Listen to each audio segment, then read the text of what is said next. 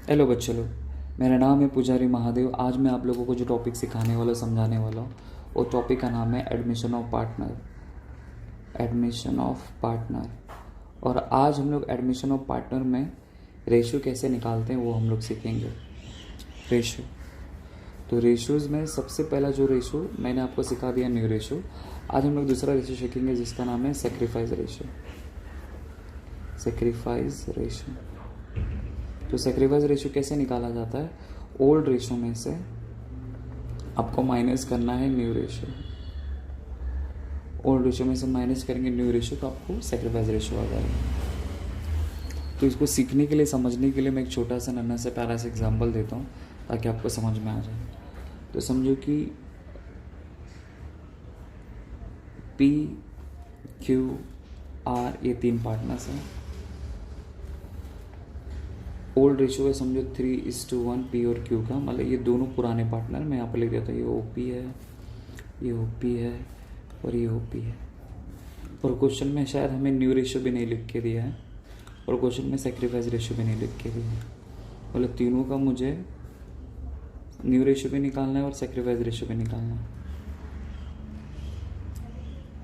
तो देखो, तो पहले आपको ये समझना है कि सेक्रीफाइस रेशियो में किन किन चीज़ों की ज़रूरत पड़ती है। तो सेक्रीफाइस रेशियो को निकालने के लिए दो चीज़ों की ज़रूरत पड़ती है, एक होता है ओल्ड रेशियो, दूसरा होता है न्यू रेशियो।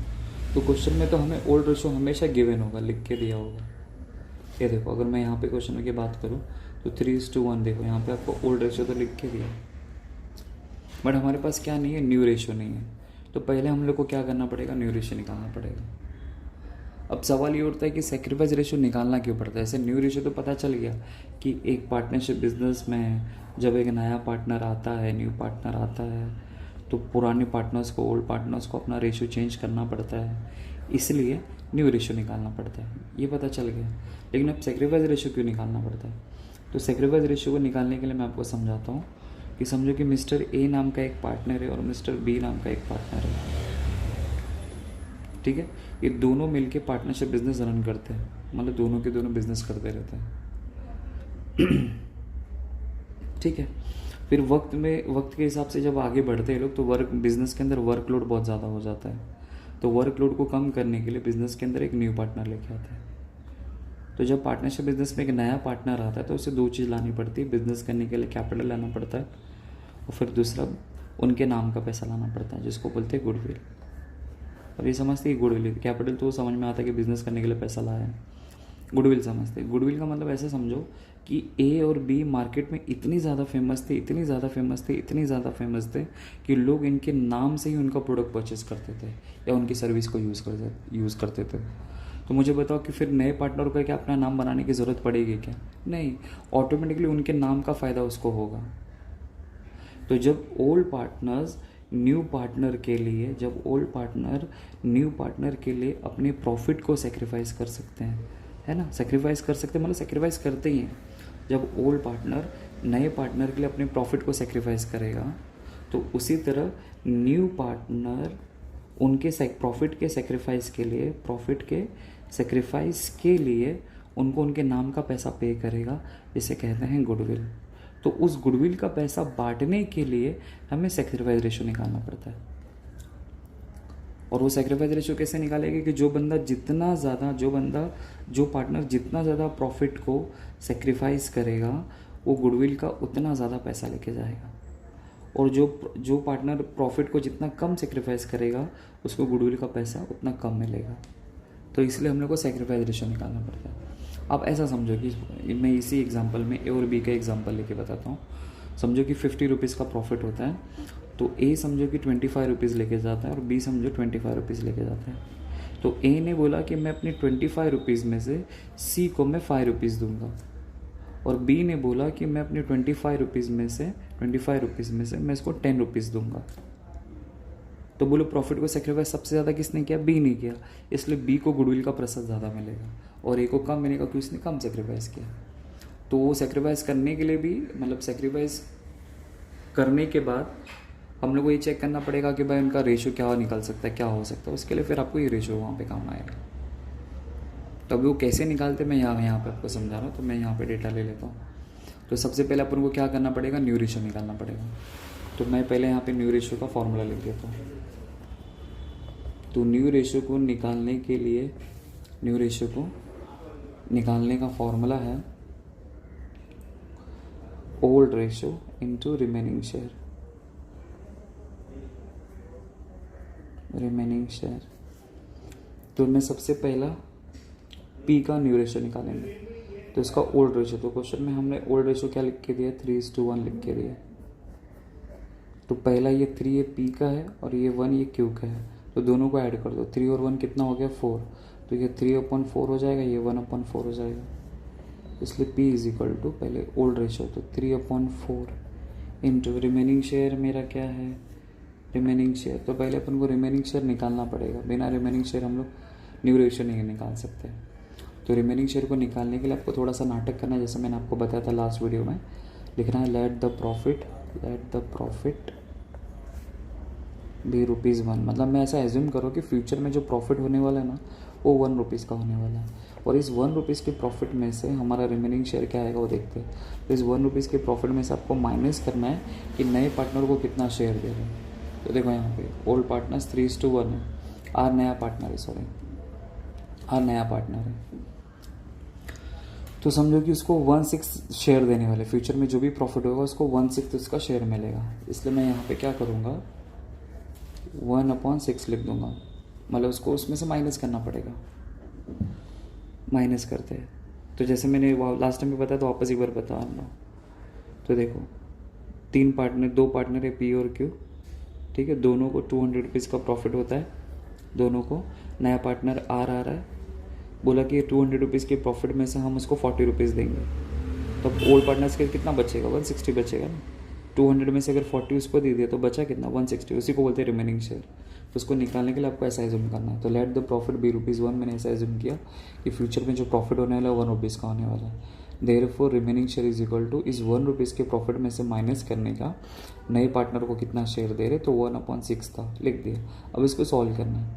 तो कुछ लोग क्या करते हैं, इसको सॉल्व कैसे करते हैं मालूम है, इसके नीचे 1 एज्यूम किया, 1 में से 1 गया 0 आया, 1 में से 6 गया -5 आया। ऐसा बिल्कुल मत करना। तो जब भी नीचे का डिनोमीटर अगर सेम नहीं होगा ना, तो आपको क्रॉस मल्टीप्लाई करना है। तो इसका इसके साथ, इसका इसके साथ और इसका इसके साथ। तो 6 1 जा 6, यहाँ पे माइनस से माइनस लिखा, 1 1 जा 1 एंड 6 1 जा 6। तो 6 में से 1 गया 5, तो 5/6 आ जाएगा। बस, तो ये आपका रिमेनिंग शेयर आएगा। बस अब न्यू रेशियो निकालना है मुझे। तो मैं न्यू रेशियो कैसे निकालूंगा, वो ये old ratio into remaining share. तो पहले मैं पी का निकाल दूँ, तो ओल्ड रेशियो, पी का ओल्ड रेशियो, तो देखो 3/4 ये वाला, तो 3/4 लिखा, यहाँ पे इंटू लिखा। रिमेनिंग शेयर क्या है, यहाँ पे 5/6 लिखा। अब मैं क्या करूँगा, मल्टीप्लाई करूँगा। मल्टीप्लाई का सिंबल होगा तो सामने सामने आपको मल्टीप्लाई करना। तो 3 5 जा 15 एंड 4 6 जा 24। फिर उसी तरह हम लोग क्यू का निकालेंगे। तो क्यू का ओल्ड रेशियो क्या, यहाँ पे देखो 1/4 है, तो यहाँ पे 1/4 लिखा, इनटू रिमेनिंग शेयर क्या है 5/6, तो 5/6 लिखा। अब मैं क्या करूँगा, सामने सामने मल्टीप्लाई का सिंबल है तो सामने सामने। तो 1 5 जा 5 एंड 4 6 जा 24 हो गया। अब आर का निकालेंगे। तब आर को कितना शेयर देने वाले हम लोग, आर को 1/6 शेयर देने वाले हैं, जो क्वेश्चन में लिख के दिए मेरे को यहाँ पे। ओल्ड रेशियो 3:1 और आर को न्यू शेयर देने वाले 1/6, तो मैंने वो यहाँ पे लिख दिया।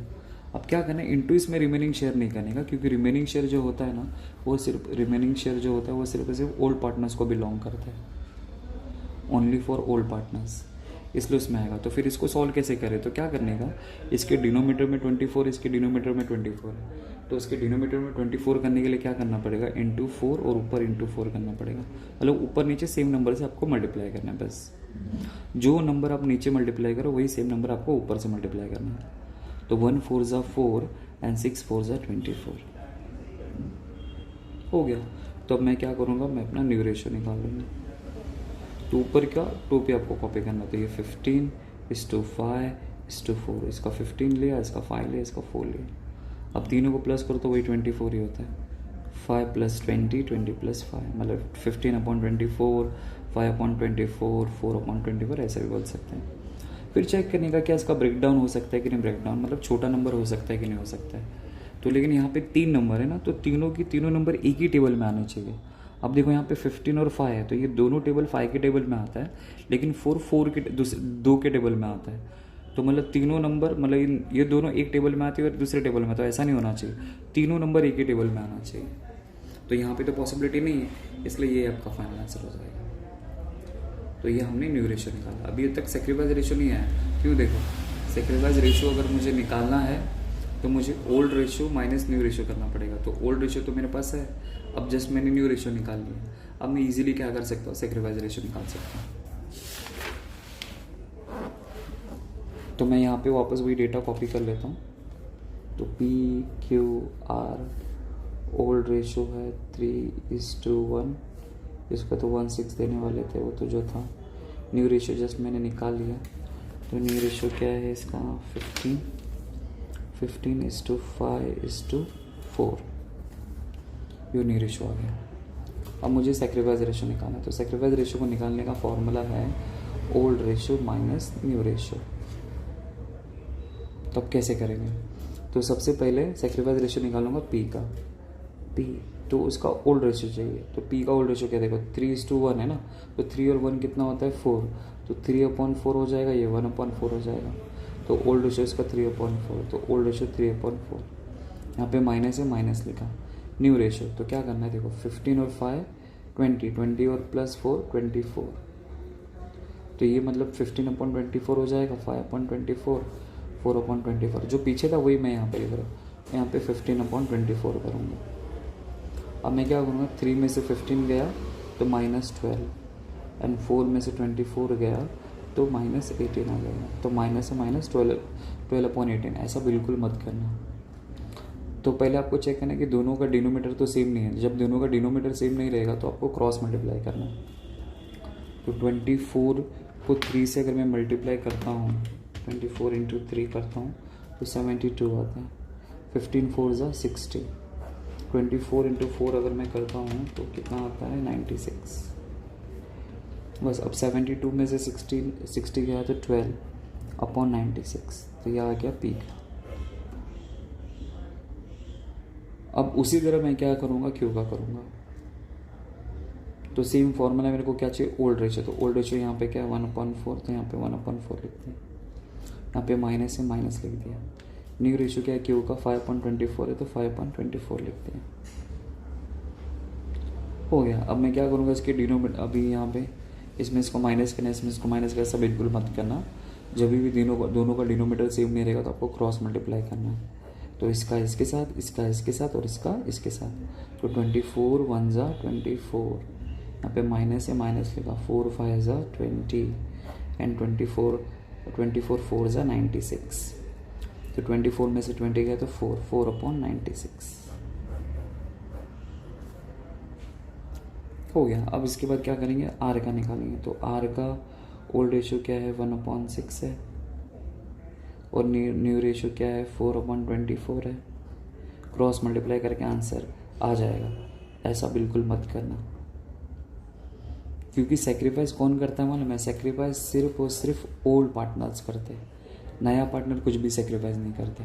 इसलिए सेक्रीफाइस रेशियो सिर्फ और सिर्फ ओल्ड पार्टनर्स को बिलोंग करता है, नॉट ए न्यू पार्टनर। मतलब न्यू पार्टनर का सेक्रीफाइस रेशियो आता ही नहीं है, इसलिए आपका फाइनल आंसर आ जाएगा। तो बस अभी इसको सेक्रीफाइस रेशियो के लिए आपको क्या करना है, ऊपर तो इसका 12 ले लिया और इसका 4 ले लिया। आपको पहले ब्रेक डाउन नहीं करना, एकदम एंड में करना है। तो इसका 12 ले लिया और इसका 4 ले लिया। न्यू पार्टनर का आएगा ही नहीं, आपको करने की ज़रूरत है। अब सीधा सेक्रीफाइस रेशियो को अब देखने का इसका ब्रेक डाउन हो सकता है कि नहीं हो सकता है। तो अगर चेक करेंगे तो देखो ऐसा, तो 4 1 = 4 एंड 4 3 = 12, तो 3:1 आ जाएगा। अगर आपको चेक करना है कि आपका जो सेक्रीफाइस रेशियो करेक्ट है कि राइट है, तो आप लोग ये चेकआउट कर लेना कि आपका जो ओल्ड रेशियो होगा ना, वही सेम सेक्रीफाइस रेशियो के इक्वल आ जाएगा, सेम। तो देखो, तो मेरा ओल्ड सेक्रीफाइस रेशियो 3:1 आया, और ऊपर चेक करो ओल्ड रेशियो भी देखो 3:1 है, तो दोनों सेम सेम आ गया। तो जब दोनों सेम सेम आ जाएगा तो समझ आना कि आपने एक्यूरेट किया। बस, तो इस तरह आपको सेक्रीफाइस रेशियो निकालना है। तो एग्ज़ाम में अगर टाइम नहीं रहा तो आपका ओल्ड रेशियो आपका सेक्रीफाइस रेशियो हो जाएगा। लेकिन अगर ऑब्जेक्टिव बेस पे अगर कोई क्वेश्चन होगा तो आपको इस तरह फाइंड आउट करना पड़ेगा ऐसा।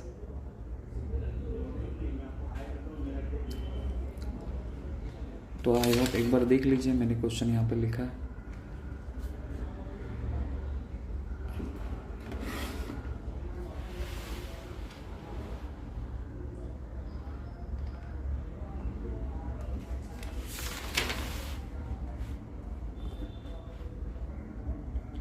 आई होप आपको समझा रहेगा। Thank you.